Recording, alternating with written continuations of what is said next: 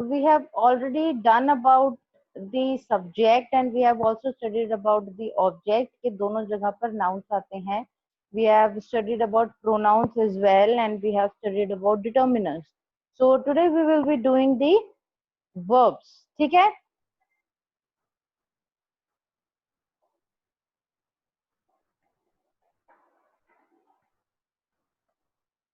Okay. So is the screen visible to all? Yes, ma'am.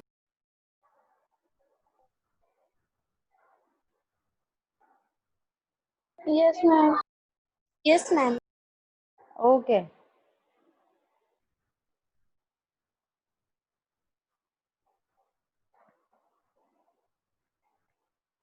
So today we will be discussing about verbs. ठीक है? Now, the first question that I asked you was, what are verbs? So, a word used to describe an action, state, or occurrence and forming the main part of the predicate of a sentence such as hear, become, happen. Now, see, किसी भी sentence के अंदर जब किसी काम के होने का अगर सेंस बनती है तो वो किसी काम के होने की जो सेंस बन रही है वो एक पर्टिकुलर वर्ड की वजह से बनती है और उसी वर्ड को हम बोलते हैं वर्ब. और in short we can say कि वर्ब्स जो होती हैं वो बेसिकली एक्शन वर्ड्स होते हैं. ठीक है? Verbs are basically the words which denote action in a sentence. For example, if I'm saying that Karthik is sleeping, so what is he doing? Action क्या हो रहा है यहाँ पर? Give me the answer, hurry up. मैंने बोला Kartik is sleeping. तो उस स्लीपिंग के अंदर मतलब उस सेंटेंस के अंदर कार्तिक क्या कर रहा है? वो सो रहा है और जो सोने का जो एक्शन है वो कौन कर रहा है? कार्तिक कर रहा है. So basically we have a subject here and we have a verb here, right? Is it clear? Yes or no? Yes. ठीक है. So now basically today we are going to talk about the different types of verbs. ठीक है? जब हम एक sentence के अंदर बात करते हैं तो I hope it is visible to you all that verbs को मैंने यहाँ पर दो पार्ट्स में डिवाइड किया है. एक मैंने किया है हेल्पिंग वर्ब्स और जिनको हम ऑक्सिलरी वर्ब्स भी बोलते हैं और एक है हमारी मेन वर्ब. ठीक है? नाउ ये दो पार्ट्स में मैंने क्यों डिवाइड किया है? क्योंकि मेन वर्ब जो होती है ना वो हमें बताती है कि क्या काम हो रहा है, राइट?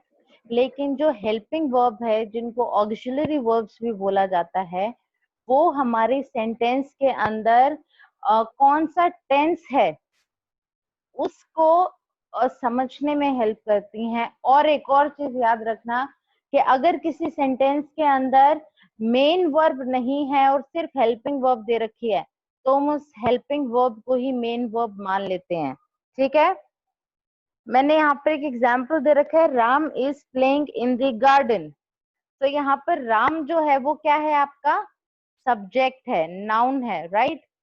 इस जो है इस आपकी हेल्पिंग वर्ब है.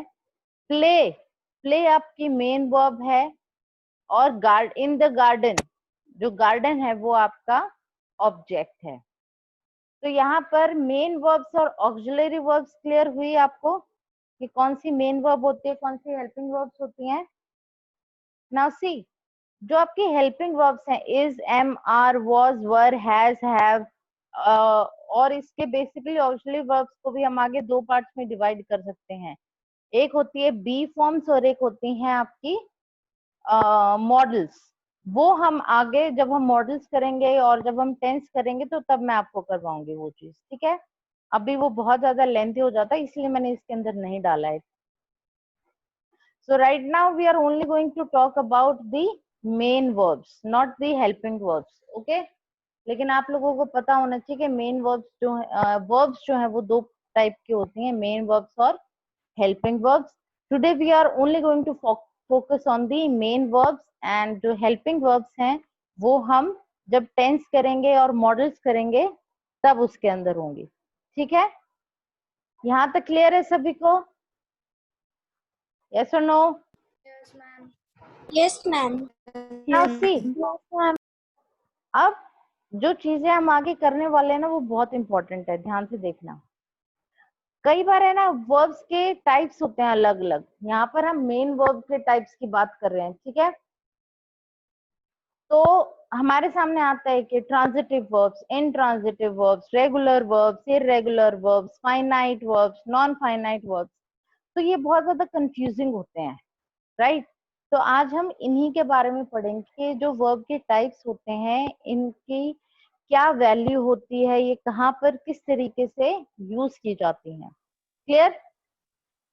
तो सबसे पहले हमारे पास है ट्रांजिटिव वर्ब्स। नाउ सी, मैंने आप लोगों को पहले भी बता रखा है कि हमेशा ज्यादातर आपका जो चीज का नाम होता है ना उसके अंदर उसका मीनिंग छुपा हुआ होता है। ठीक है, जब हम ट्रांजिट की बात करते हैं तो ट्रांजिटिव जो वर्ड है वो ट्रांजिट से बना है और ट्रांजिट का मतलब होता है ट्रैवल।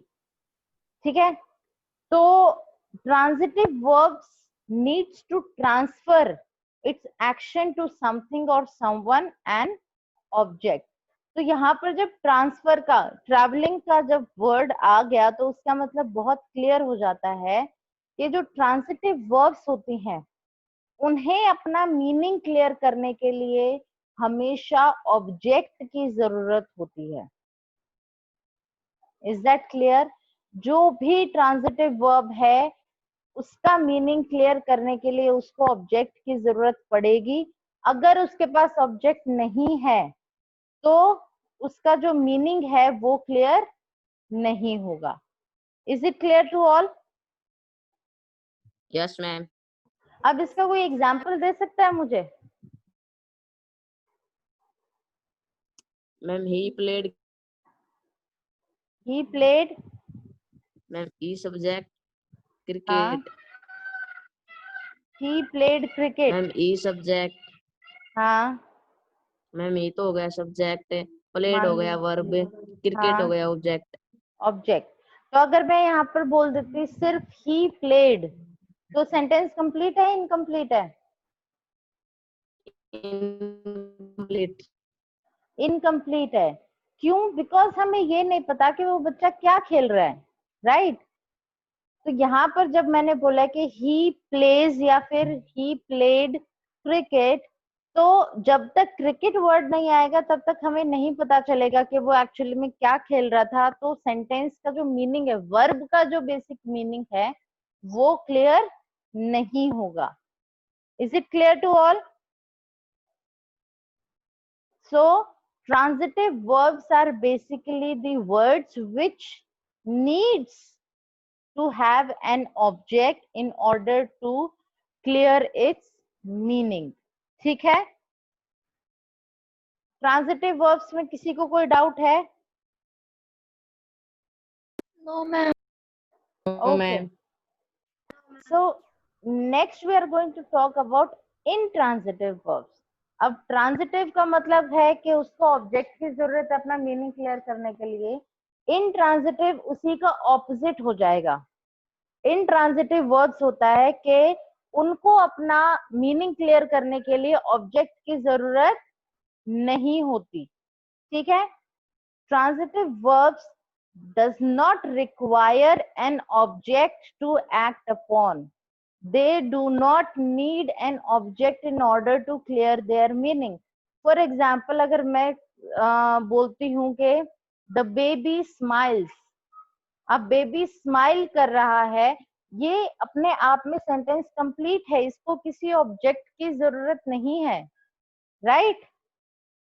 अब मैंने यहाँ पर भी दो एग्जाम्पल लिखे हुए हैं, दे जम्प्ड एंड द डॉग रैन। तो उसके अंदर जब डॉग रन कर रहा है या फिर वो जंप कर रहे हैं तो इसके अंदर उन्हें किसी ऑब्जेक्ट की जरूरत नहीं है अपना मीनिंग क्लियर करने के लिए। जंप और रैन दोनों की दोनों वर्ब हैं, लेकिन उन दोनों वर्ब्स को यहाँ पर ऑब्जेक्ट की जरूरत नहीं है क्योंकि द डॉग रैन अपने आप में एक कंप्लीट सेंटेंस है।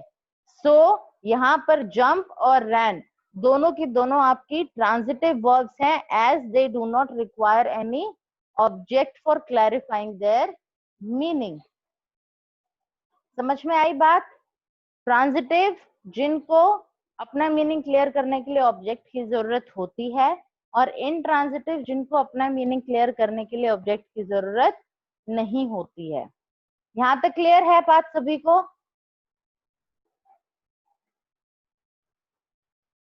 Is it clear to all? Yes, Okay. yes, ma'am. So, Yes, ma'am. Krishti, I want you to give me one example of any transitive verb in a sentence. Hurry up.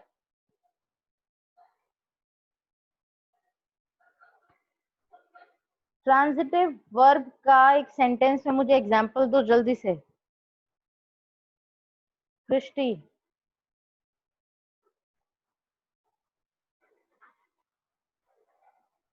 Krishti, am I audible?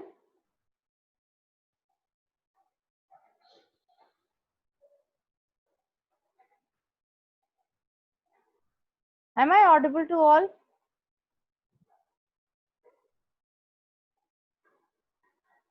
Yes, ma'am. Then Krishti, why aren't you answering, beta? Alex sent and post. क्या?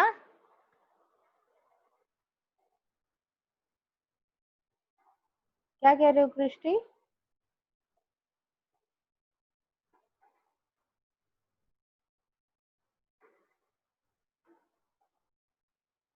I think there is some network problem. No issues.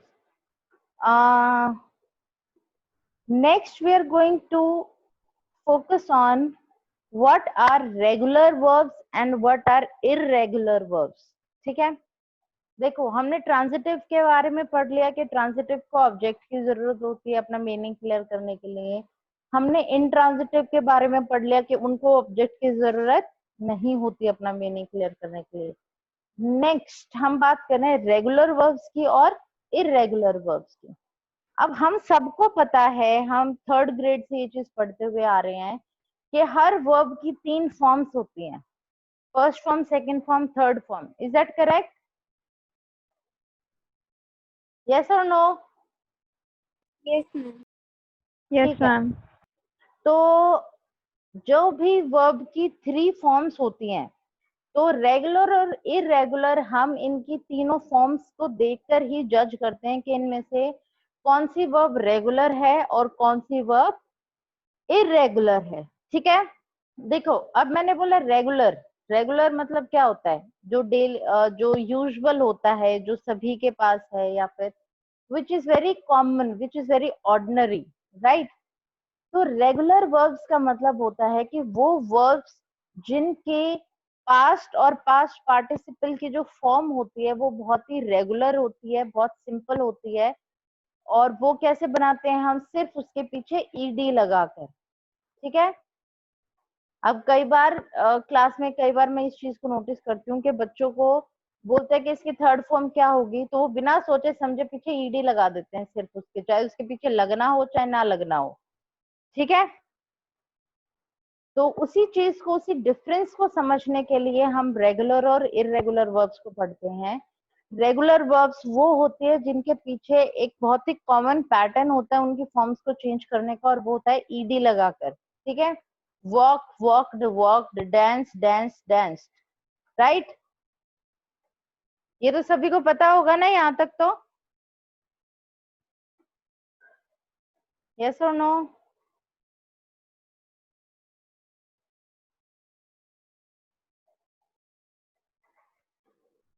Next we are going to learn about irregular verbs. Regular verbs जो बहुत ही common होता है, ED लगकर पीछे बन जाता है। इरेगुलर वर्ब्स कौन सी होती हैं? इरेगुलर वर्ब्स होती हैं, you are having public speaking class, this is just going to take 5 to 10 minutes more. पहले इसको फिनिश करके then you will go there. ठीक है?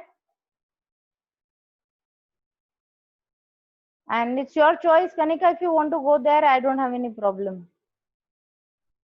Okay. So next we are talking about irregular verbs. Irregular verbs होती है जिनके verb की form change करने का जो पैटर्न होता है वो थोड़ा डिफरेंट होता है, ठीक है। मतलब रेगुलर में हमने सिर्फ ईडी लगाकर उसको चेंज कर दिया, लेकिन इरेगुलर वर्ब्स के भी 3 टाइप होते हैं, 3 तरीके से इन वर्ब्स को हम चेंज करते हैं। यहाँ पर देखो दे रखा है। एक होती है, कई सारी वर्ब्स होती है जिनका पैटर्न चेंज ही नहीं होता, put put put, cut cut cut, right, all the 3 forms remains the same.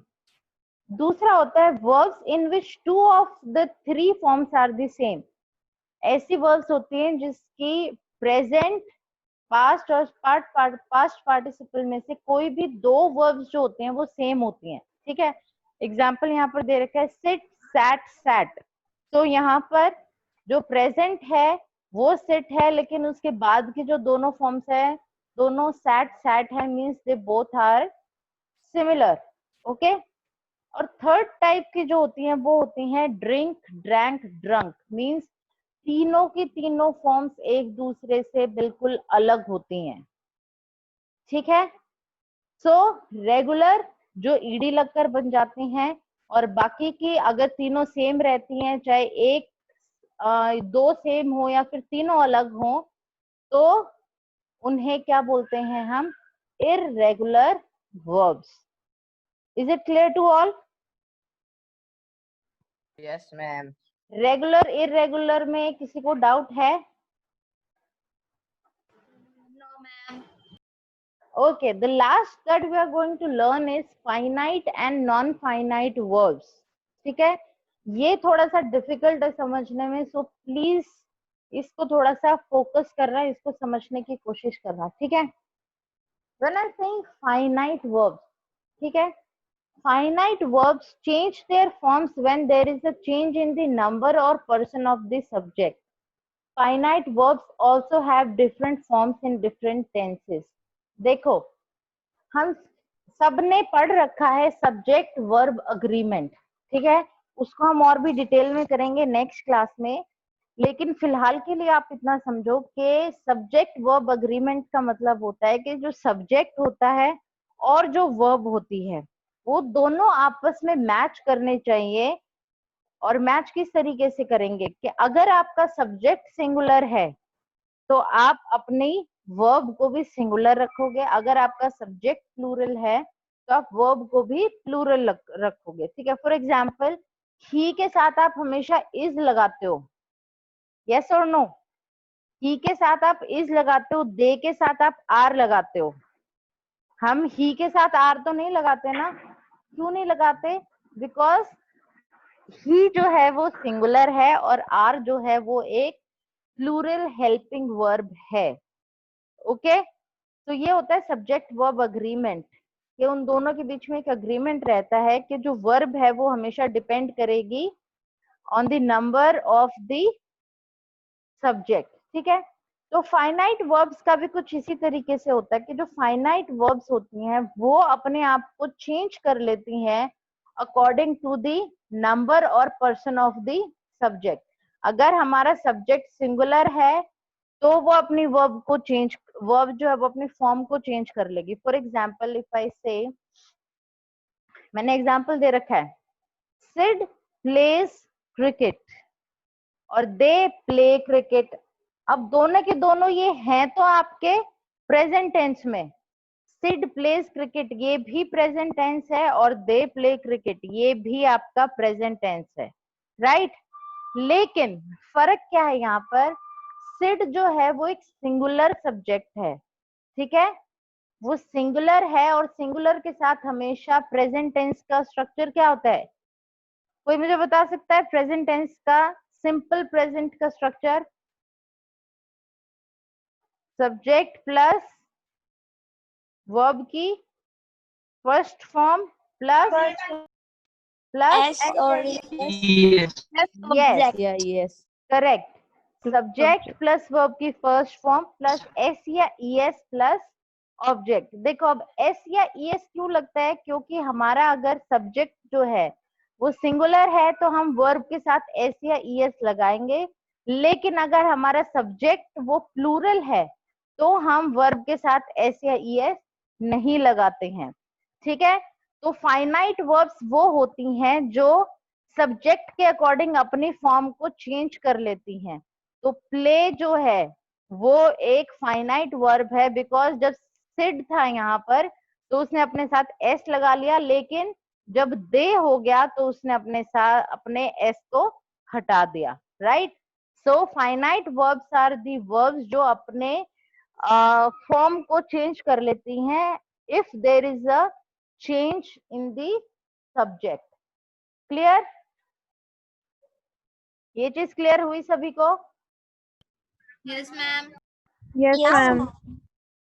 Non finite verbs, जैसे फाइनाइट वर्ब्स जो होते हैं वो अपने आप को चेंज कर लेती है अकॉर्डिंग टू द सब्जेक्ट, लेकिन नॉन फाइनाइट वर्ब्स कभी अपने आप को चेंज नहीं करती, उनके ऊपर कोई फर्क नहीं पड़ता सब्जेक्ट के चेंज होने का या ना होने का।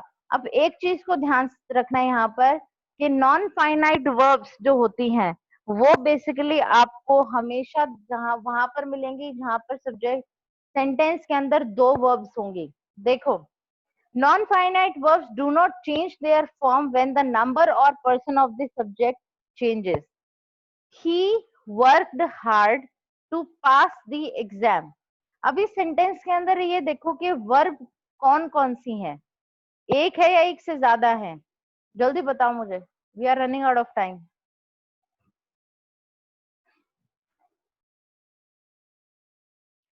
He worked hard to pass the exam. इसके अंदर वर्ब कौन सी है? Work and pass. Very good, Pass. Very good. देखो, तो he worked hard to pass the exam, तो वर्कड जो वर्ब है वो है आपकी finite verb, because second sentence में उसने अपने फॉर्म को चेंज किया है, he is working hard. Right, और ही वर्कड हार्ड, तो अकॉर्डिंग टू द टेंस जो है उसने अपने आप को चेंज कर लिया। ही वर्कड हार्ड, वर्कड यहाँ पर सेकंड फॉर्म है और he is working present continuous है, तो according to the tense of the sentence उसने अपने आप को चेंज कर लिया। लेकिन टू पास दोनों ही सेंटेंसेस में सेम है, चेंज नहीं हुई है। राइट, तो वर्क जो है वो आपकी फाइनाइट वर्ब है और टू पास जो है वो आपकी नॉन फाइनाइट वर्ब है। क्लियर है सभी को? Yes, ma'am. Is it clear to all? Yes, ma'am. Yes, ma'am. Okay, so अब मैंने आज आप लोगों को मेन वर्ब, हेल्पिंग वर्ब्स और फिर मेन वर्ब्स कितने टाइप की होती हैं, ट्रांजिटिव जिनको अपना मीनिंग क्लियर करने के लिए ऑब्जेक्ट की जरूरत होती है, इंट्रांजिटिव जिनको अपना मीनिंग क्लियर करने के लिए वर्ब ऑब्जेक्ट की जरूरत नहीं होती है, रेगुलर वर्ब्स जो अपनी फॉर्म को चेंज करने के लिए ईडी यूज करती हैं, और इरेगुलर वर्ब्स जो कि या तो उनकी तीनों फॉर्म सेम रहती है या फिर दो सेम रहती हैं या एक भी सेम नहीं रहती है। ठीक है, फाइनाइट जो अपने आप को अकॉर्डिंग टू दी सब्जेक्ट या फिर according to the tense change कर लेती हैं, और नॉन फाइनाइट जिनके ऊपर सब्जेक्ट का या फिर टेंस के चेंज होने का कोई फर्क नहीं पड़ता है। क्लियर है सभी को? Yes, ma'am. Now you have around 3 minutes, अगर किसी को कोई डाउट है इनके अंदर तो यू मे आस्क। किसी को अगर कोई डाउट है तो now I am going to send you this file. ठीक है, ये फाइल मैं आपको भेजूंगी और again what you have to do is आपको वर्ब्स के नोट्स बनाने हैं। आप नाउन के बना चुके हो, प्रोनाउन के बना चुके हो, डिटर्मिनर्स के बना चुके हो, now you have to make notes of verb in your fair notebook. ठीक है, is it clear to all? Yes, ma'am. Okay, and in the next class we will be working on subject verb agreement, और subject verb agreement के कुछ notes जो हैं वो मैंने आप लोगों को पहले भेजे हुए हैं। उन्हीं नोट्स को मैं दोबारा आपके पास रीसेंड करूंगी और फिर उन्हीं के ऊपर हम डिस्कस करेंगे नेक्स्ट क्लास के अंदर। Is it clear? Yes, ma'am. Okay, so now you have your another class, public speaking class, I guess. You all may go there and learn something good. Okay.